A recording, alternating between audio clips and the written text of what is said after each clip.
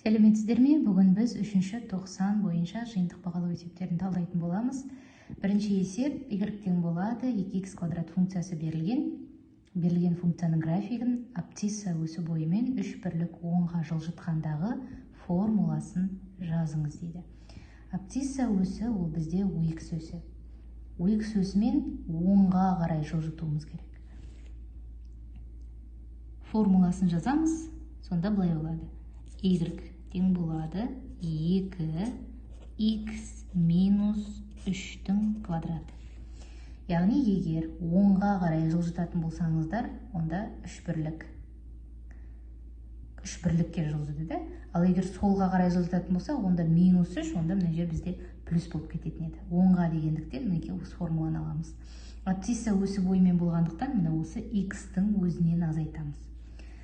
Осы жағдайда пайда болған функция графигін тұрғызыңыз.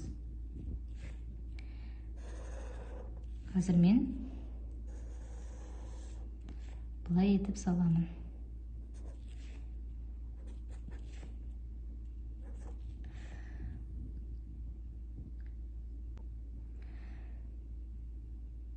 Графигін қазір кесте түрінде мән беріп салуымызға болады, болмаса түрлендіру арқылы да салуға болады. Қазір мен кесте арқылы мән берейін бірінші. Так.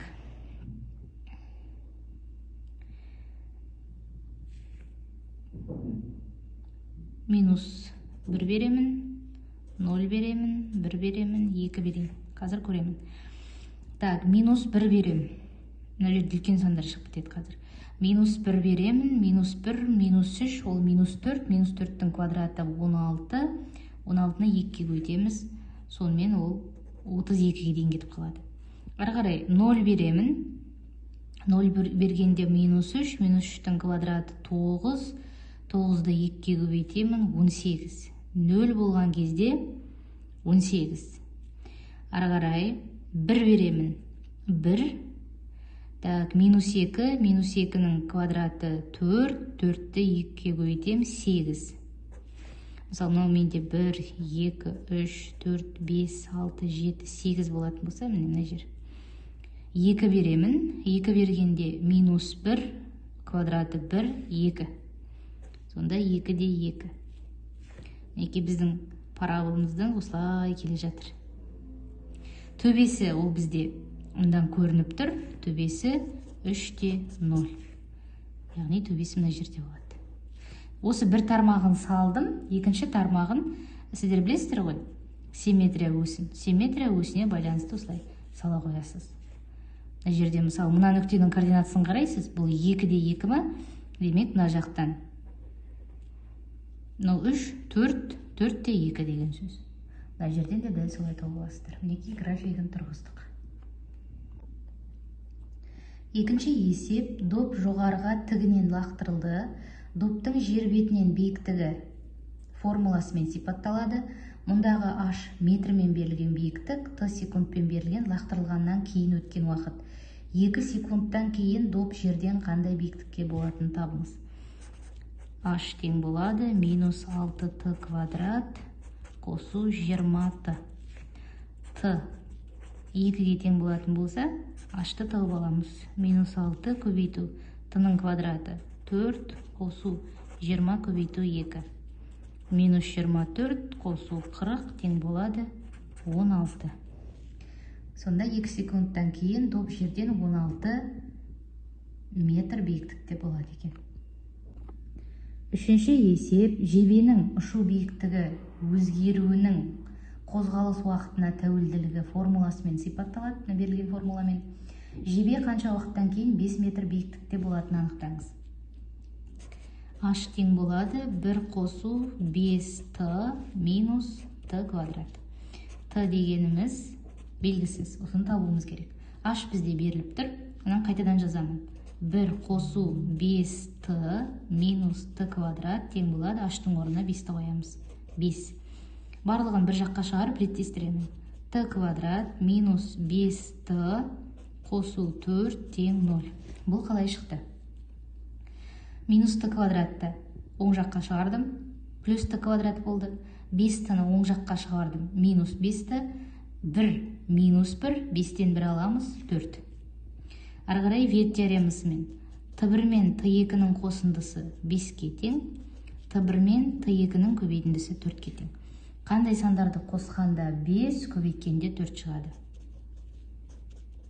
Қандай сандарды көбейткенде 4? 4 пен 1 қосқанда 5 шығады. Сонда жауабы 4 секундтан кейін немесе 1 секундтан кейін. Төртінші есеп құлпынай плантациясына арналған тік бұрышты жер телімін бөліп алу үшін 40 метр қоршау қолданылды. Тіктөртбұрыш аудан өлшемінің ұзындық өлшеміне тәуелді формуласын аналитикалық түрде беріңіз. Яғни аналитикалық түрде ол формуламен тіктөртбұрыш аудан өлшемінің ұзындық өлшеміне тәуелді функциясын аналитикалық түрде беріңіз. Тіктөртбұрыш, яғни екі қабырғасының көбейтіндісі, А және Б-ның көбейтіндісі. Функция графигін тұрғызыңыз дейді. Функция графигін пайдаланып сұраққа жауап беріңіз. 40 метр қоршау қолданылды. Құлпынай плантациясына арналған тік бұрышты. Қараңыздар, қандай да бір жер телімі. Осы жер телімін қоршау үшін бізге 40 метр қоршау қолданылған. Енді осы тіктөртбұрыш аудан өлшемінің ұзындық өлшеміне тәуелділігі. Осы қалай осылай етіп қоршалған тіктөртбұрыштың ауданын қалай табамыз? Бұл бізде ол 4 метр дегеніміз, осы тіктөртбұрыштың 40 метр дегеніміз. Ол периметрі, да? Периметр дегеніміз ол екі еселенген екі қабырғасының қосындысы. Ал аудан дегеніміз екі қабырғасының көбейтіндісі. Мына жерден А қосу Б, мына жерге 40 қойсам, 40-ты 2-ке бөлсем 20. А қосу Б бұл 20-ға тең болады. Сосын, енді белгісіз ғой бізде екі қабырғада. Мұндан А-ны тауып алсам, А дегенім ол 20 азайту Б болады. Мұнда парып қоямын. С тең болады. А-ның орнына 20 азайту Б, көбейту Б. Мінекей мен аналитикалық түрде формуласын жаздым. Графигін тұрғызыңыз. Функция графигін тұрғызыңыз дейді. Қай жерге? Мына жерге салайын. Мынау менде Б болсын. Тәуелсіз айнымалы, С тәуелді айнымалы.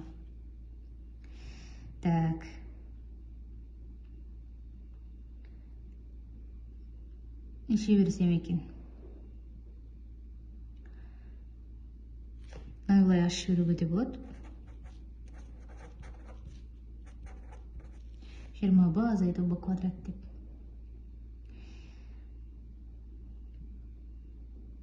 Б-ға кез келген сан берейік. 1 беретін болсам 19 шығады. Осылай сала берейін да. 1 берем 19. 2 берсем 4. 20-дан 2-ке көбейтем, 40, 40-тан нешеден 2, 4-ті 36. 2 бергенде 36. 3 бергенде 60, 60-тан 9 аламыз. 4 бергенде 80, 16. Үлкен сандар шығып тұр. Бізге бұл тиімді болмайды тұр әзірге. Оңай функция графигін тұрғызыңыз.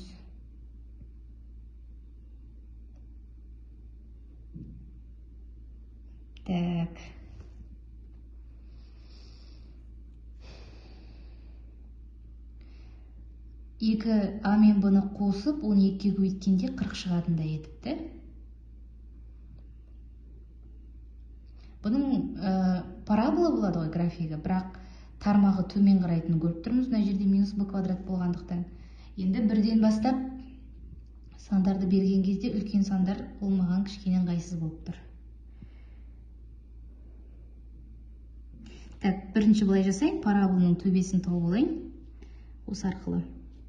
Параболаның төбесі x0 тең болады, минус b бөлінген 2a. Мынаны бүйтіп жазуға болады. Минус b квадрат қосу 20b. Так, минус 20, 2 минус 1, 10. Так, y0 тең болады. Минус 100 қосу 200. Так, 10 да 100. Так, мынау 10, 20, 30, 40, 50, 60, 70. Так, 10, 20, 30, 40, 50, 60, 70, 80, 90, 100 болсын. Мынау 10 болсын. Мына жерде болады. Сосын OX өсімен қиылысуын тауып аламыз. OX өсімен қиылысу үшін y0-ге тең болу керек. Онда x да 0 деген сөз. Y өсімен қиылысу үшін x 0-ге тең болу керек. Бұл жердегі x ол. Мына жердегі x-іміз b деп алып тұрмыз ғой да. Аха. Так, Y өсімен қиылысу үшін y 0-ге тең болады. 0 де 0. Және мына жерде y 0-ге тең болатын болса, онда 20b минус b квадрат тең 0.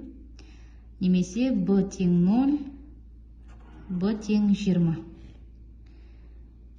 Так, бұл жерде енді әзірге қабырға деп қарастырып жатқан жоқпыз, графигін салып отырғандықтан. Так, 0 де жаңағы 20 былай өтеді.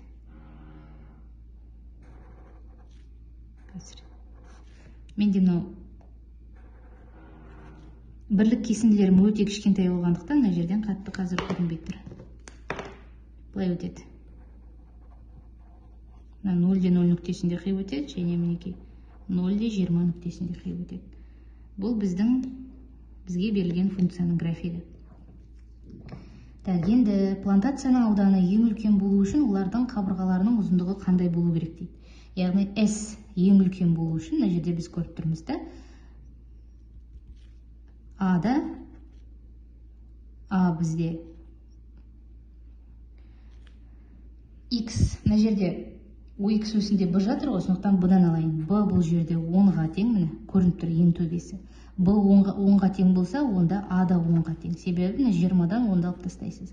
Сонда плантацияның ауданы ең үлкен болу үшін, оның қабырғалары 10-да 10 болу керек. Яғни бұл плантация бізде тіктөртбұрыш емес, квадрат болу керек, ауданы ең үлкен болу үшін.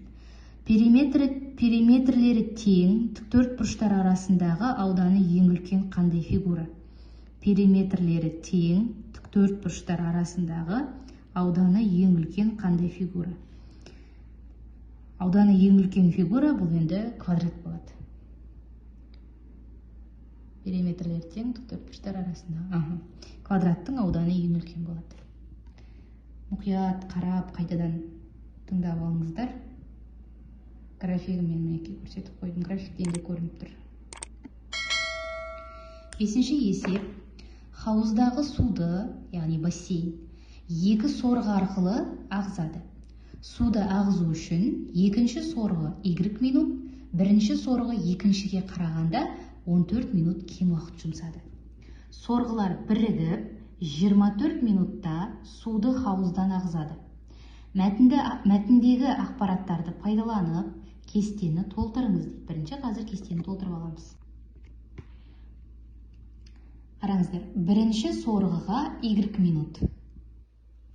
Мұнда y минут. Жұмыс бұл жерде сол бір жұмыс, да? Хауыздағы суды ағызу керек. Так, ал бірінші сорғы екіншіге, екінші сорғы y минут. Ол бізде y минут. Ал бірінші сорғы екіншіге қарағанда 14 минут кем уақыт жұмсайды. Ал бірінші сорғы екіншіге қарағанда. Y-тан 14 минутты алып тастаймын. Себебі бірінші сорғы екіншіге қарағанда 14 минут кем уақыт жұмсайды дейді. Мынау аз екіншіге қарағанда. Екеуі бірігіп жасайтын болса, онда 24 минут керек болады. Барлығында жұмыс біреу.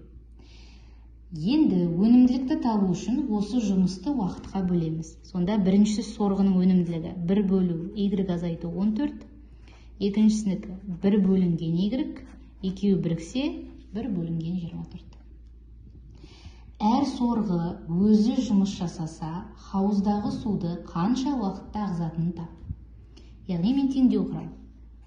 1 бөлінген y азайту 14-ке қоссам 1 бөлінген y-ті, онда 1 бөлінген 24 шығады.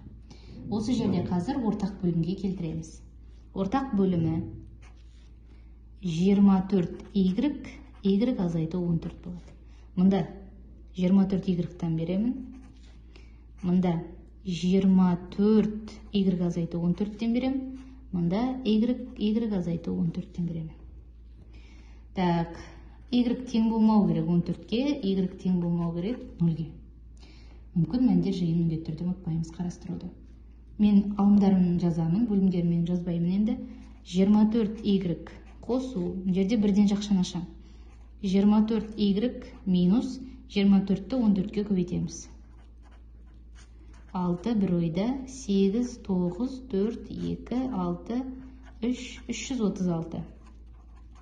Тең болады y квадрат плюс, неше бізде 14 қойда, плюс емес, минус, минус 14 деген сөз, 14y. Барлығын бір жаққа топтастырамын, ұқсастарын біріктіреміз. Y квадрат, 24-ке 24 қосамыз 48, мына жаққа келеді, минус 48. Минус 48y, минус 14y, плюс 336, тең 0-ге. Y квадрат, минус 62y, қосу 336, тең 0.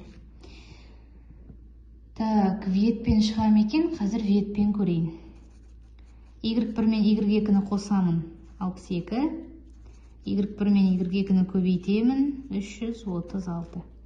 Қандай сандарды қосқанда 62, көбейткенде 336 шығады екен. 336 шығады, 24 пен 14-ті көбейткенде де. Оларды қосқанда 62 шықпайды ғой. Қазір мен дискриминант тауып көрейін.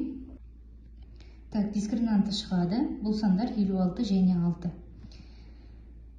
6 болмайды. 6-ны біз қабылдамаймыз, себебі y азайту 14. 0-ден үлкен болу керек мында y-іміз. Так, 6 қойсақ, онда мына жер теріс сан шығып кетеді. Сондықтан біз 56-ны аламыз. Y тең болады 56. Бұл минут. Және бұл екінші сорғы. Екінші сорғы 56 минутта хауызда ағызатын болса, онда бірінші сорғының табу үшін осы 56-тан 14-ті алып тастаймыз. Екінші сорғыныкі, бірінші сорғыныкін табу үшін 56-тан 14-ті аламын. 42 минут. Бұл бірінші сорғыныкі. Сонда, әр сорғы өзі жұмыс жасаса, екінші сорғы 56 минутта хауызда ағызады, бірінші сорғы 42 минутта. Жауабын міндетті түрде жазыңыздар. 56 минут, 42 минут. Және қайсы екенін жазып кетіңіз. Мынау бірінші сорғы, мынау екінші сорғы, мынау бірінші сорғы екен. Есепті қайтадан мұқият оқып шығыңыздар. Құрастырылған теңдеуге мұқият қараңыздар. Және жауабын бірінші өздеріңіз шығарып, сосын тексеріп шығыңыздар. Жердегі 6 деген санды не үшін алмағанымды ескеріңіз.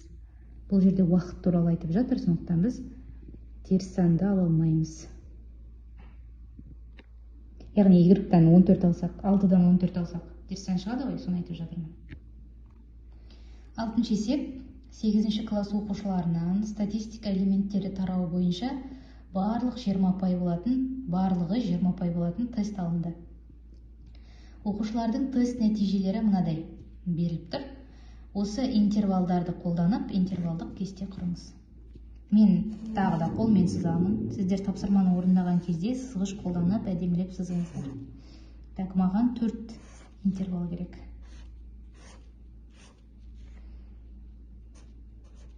Нөлде 5, 5-те 10, 10-ды қоса алғанда.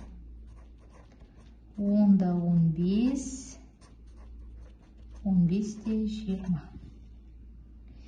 20 пай болған. Оқушылардың тест нәтижелері мынадай. Қарайық. 0-ден 5-ке дейін. Ондай жоқ. Демек 0. Келесі. 5-тен 10-ға дейін 10-ды қоса алғанда. 8 біреу бар. 12. 10-нан 15-ке дейін 15-ті қоса алғанда. Демек, мұнда санағанда 15-ті бірге аламыз. 2, 15, 2, 3, 4, 5, 6, 7, 8. 15-тен 20-ға дейін 20-ны қоса алғанда. 1, 2, 3, 4, 5, 6. Нешеу мұнда? 3, 6, 9, 10, 15 болса, мына жерде сол 15 шығу керек. 9, 6, 15 шығыпты. 7-ші есеп. Кестеде 30 күндегі температура жиілігі келтірілген. Мұнда есеп бөлім бойынша жиынтық бағалау есептерінің ішінде болды. 30 күн аралығындағы ең ұзақ сақталған температура көрсеткіші қандай? Қараңыздар. Температура 10 мен 14 градустың арасында бір рет кездескен. 14 пен 18-дің арасында 4 рет, 18 пен 22-ның арасында 16 рет, 22 мен 26-ның арасында 7 рет, 26 мен 30-дің арасында 2 рет. Ең ұзақ сақталған температура көрсеткіші ол бізде мінекей. 18 бен 22 градустың арасында. Осы аралықтағы ең төменгі температура неше күн сақталатынын анықтаңыз. Ең төменгі температура ол 10 мен 14-тің арасы. Яғни 1 күн. Келесі, соңғы есеп, 8-ші есеп. 5 атқыштың нысанаға тигізгендегі нәтижелері берілген. Берілген ақпаратты пайдаланып, нәтиженің дисперсиясын есептеңіз. Сіздер дисперсияның не екенін жақсы білесіздер, де? Бұл кездейсоқ сан деген сөз X дегеніміз. 5 атқыштың нысанаға тигізгендегі нәтижелері. 5, 8, 6, 10, 12. Яғни неше рет тигізіп тұрғаны. Дисперсиясын қазір есептейміз. Мінекей мен дисперсияның формуласын жазып қойдым. Мына жерде атқыштар, яғни 1-ші, 2-ші, 3-ші, 4-ші, 5-ші атқыш және сол атқыштардың неше рет нысанаға тигізгендерін жазып қойдым. Яғни түсінікті болу үшін. Мына жерде X1 дегеніміз ол 1-ші атқыштың тигізген жиілігі, X2 дегеніміз 2-ші атқыштікі және XN дегеніміз, яғни неше берілді, неше, мысалы біздің жағдайымызда ол 5-ші атқыштың неше рет тигізгендігі. N, яғни ол біздің жағдайымызда 5-ке тең, 5 атқыш. Орта мән, мына X төбесін сызып қойғанымыз, ол орта мән дегенді білдіреді, оны жақсы білесіздер. Осы орта мәнді бірінші тауып алайық. Орта мәнді табу үшін барлығын қосып, сосын нешеге бөліп тастаймыз? 5-ке бөліп тастаймыз. Бірінші атқыштікі 5, қосам 8, қосу 6, қосу 10, қосу 12, бөліп тастаймын 5-ке. Так, мына жерден оңай есептеу үшін 13, 19, 19-ға 22 қосамын. 1, 3, 4, 41. 41-ді 5-ке бөлемін. 8, 8 бүтін 12. 8 бүтін 12. Енді дисперсияны есептеймін. Бұл жерде сіздерге калькулятор қолдануға болады. Так, X1 дегеніміз 5. 5-тен 8 бүтін 12-ні алып тастап, оны квадраттаймын. Қосу 8. 8-ден тағы да 8 бүтін 12-ні аламын, оны квадраттаймын. Қосу 6. 6-дан 8 бүтін 12-ні аламын, квадраттаймын. 10-нан 8 бүтін 12-ні аламын, квадраттаймын. 12-ден 8 бүтін 12-ні аламын, квадраттаймын. Барлығын 5-ке бөлемін. Так, 8 бүтін 12-ден 5-ті аламын. Минус 3 бүтін 12. квадраттаймын. Қосу 0,2 минус 0,2-нің квадраты.